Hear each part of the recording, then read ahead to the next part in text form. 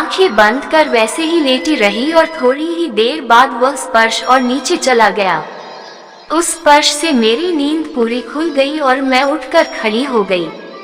सामने देखा तो रोहित बाजू में बैठा था। रोहित, तू यहाँ पर? नींद की वजह से मैं भूल गई थी कि मैं उसके घर उसके बेड पर लेटी हूँ। फिर वह बोला, भाभी सो सॉरी। वो कुछ बोल नहीं सका और सिर नीचे झुकाकर बेडरूम से बाहर चला गया। कुछ देर मैं वैसे ही बैठी रही और सोचने लगी कि गलती किसकी थी। उसने शुरू किया था, पर जब मेरी नींद टूटी तो मुझे उसे रोकना चाहिए था। पर मैं नींद में पड़े पड़े उसकी हरकत का मजा लेती रही। गलती किसी की भी हो, पर जो हुआ वो होना नहीं चाहिए था। मैंने खुद को शांत किया और अपने कपड़े ठीक किए। सॉरी भाभी। बेडरूम से बाहर आते वक्त मेरे कान पर शब्द पड़े, पर मैं सीधा अपने घर चली आई। अब मैंने उसके सामने जाना बंद कर दिया। वह भी हमारे घर आने में हिचकिचाने लगा। मेरे घर में पेंट आदि का काम भी पूरा हो गया था। फिर दिवाली के वक्त राहुल ने रोहित को खाने पर घर बुलाया। वह रात को घर आया। वो मेरे बेटे के लिए एक ड्रेस और मिठाई लाया था। खाना खाते वक्त 2-4 बार हमारी नजरें मिली। उसकी आंखों में शर्मिंदगी झलक रही थी। मुझे उसके लिए बुरा लग रहा था, पर राहुल के वहां पर होते हुए मैं कुछ नहीं कर सकती थी। अगले दिन दिवाली थी। सुबह मेरे पति और बेटा दोनों सोए हुए थे। मैंने उठकर घर की सफाई की और आंगन में रंगोली बनाई। रोहित का घर पास में ही था, तो मैं वहां पर भी जाकर रंगोली बनाने लगी। तो आखिरकार आपने मुझे माफ ही कर दिया। अचानक हुई इस आवाज से मैं डर गई और सामने देखा रोहित तुम। मैं गाउन ठीक करते हुए खड़ी हो गई। भाभी मुझे माफ करो, उस दिन मैंने अपनी हद लंघ दी थी। राहुल प्लीज। मैं थर थरा रही थी। न जाने मुझे क्या सूझा कि मैं वहां से चली गई। एक तरफ मेरा पति था, जिससे मुझे 2 साल तक कोई शारीरिक सुख नहीं मिला था और आगे भी मिलने की कोई गारंटी नहीं थी। दूसरी तरफ रोहित था, जो मेरी सारी जरूरतें पूरी कर सकता था, पर उस पर भरोसा कैसे करूं? कल कुछ हो गया तो, किसी को पता चल गया तो मेरा घर उजड़ सकता है। नहीं नहीं, ये सही नहीं है। कुछ पल के मजे के लिए इतनी बड़ी रिस्क में नहीं ले सकती। मैं रंगोली अधूरी छोड़कर अपने घर चली आ गई। घर में आकर घड़ी में देखा तो सुबह के 5 बजे थे।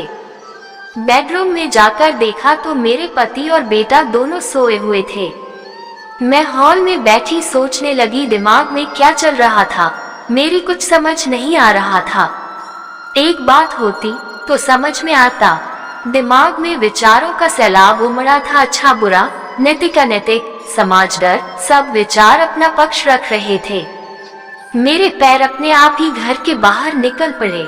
बाहर सब कुछ शांत था, इतना शांत कि मैं अपनी धड़कनें भी सुन सकती थी। रोहित के घर से सामने जाकर मैंने दरवाजा खटखटाया तो दरवाजा अपने आप ही खुल गया। राहुल हॉल में ही बैठा था। भाभी आप? वह आश्चर्य से बोला। मेरे मुंह से शब्द नहीं निकल रहे थे। दिमाग में अभी भी उथल पुथल चल रही थी। मैंने उसके घर के अंदर आकर दरवाजा बंद कर दिया। भाभी क्या हुआ? वह मेरे तरफ आने लगा। धीरे धीरे वह मेरे करीब आता गया। उसने मेरे कंधे पर हाथ रखा। उस स्पर्श से मेरा रोम रोम हर्षित हो गया और मेरे अंदर सैलाब उमड़ पड़ा। उस सैलाब में सब भावनाएं बह गई और मैंने रोहित को कसकर पकड़कर उसके सीने से लग गई। मेरे अचानक से की गई इस हरकत से वह कुछ पल के लिए आश्चर्यचकित हो गया और मुझे दूर धकेलने की कोशिश करने लगा। मेरी बाहों की मजबूत पकड़ से वह असफल रहा। मेरे बदन की गर्मी पाकर अब वह भी पिघल गया और मुझे अपनी बाहों में भरकर मेरी पीठ को सहलाने लगा। दोस्तों, ये एक ऐसा सच्चा वाकया है कि इसको कम शब्दों में चाहकर पूरा नहीं लिखा जा सकता था। बहुत देर हम वैसे ही खड़े रहे। उसके हाथ मेरी पीठ पर घूम रहे थे और मेरे हाथ उसके चौड़े सीने पर। राहुल को मेरी स्थिति का अंदाजा हो गया और उसने खुद ही मेरा गाउन कमर तक ऊपर उठा लिया। मैं अपनी आंखें बंद करके उसके स्पर्श का मजा ले रही थी। करीब 2 साल बाद मैं ये सुख पा रही थी। 2 साल से इसके लिए तरस रही थी। रोहित, जिंदगी में पहली बार इतनी एक्साइटमेंट महसूस की है मैंने। Thank you Rohit. मैं अपना गाउन ठीक करके उसके सोफे पर बैठ गई। रोहित भी मेरे बगल में बैठ गया। फिर रोहित मेरा हाथ पकड़कर मुझे उठाया। मुझे खड़ा करके उसने एक झटके में मेरा गाउन उतार दिया।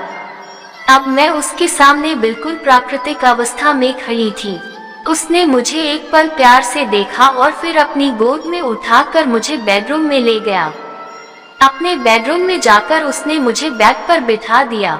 इसी बेड पर कुछ दिन पहले रोहित ने मेरी इच्छा को जगाया था और आज इसी बेड पर हम जन्नत की सैर करने वाला थे। अब हम एक दूसरे की बाहों में लिपटकर एक दूसरे को रसपान करने लगे। फिर राहुल मुझे जन्नत की सैर कराने लगा। उसके हर धक्के से मैं दर्द से चिल्ला रही थी, पर रोहित उसकी परवाह न करते हुए मुझे तेजी से सैर करा रहा था।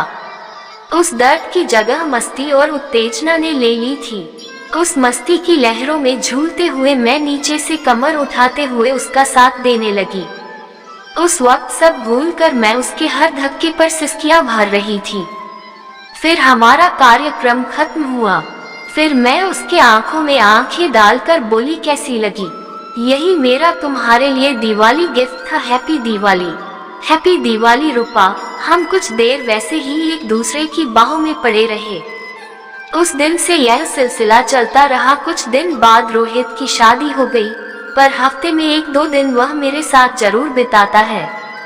दोस्तों, यहीं पर मेरी कहानी समाप्त होती है। आप लोगों को ये कहानी अच्छी लगी हो तो वीडियो को एक लाइक कर दीजिए और आगे इसी प्रकार के और कहानी पढ़ने के लिए चैनल को भी सब्सक्राइब कर बेल आइकन को प्रेस कर लीजिए। धन्यवाद।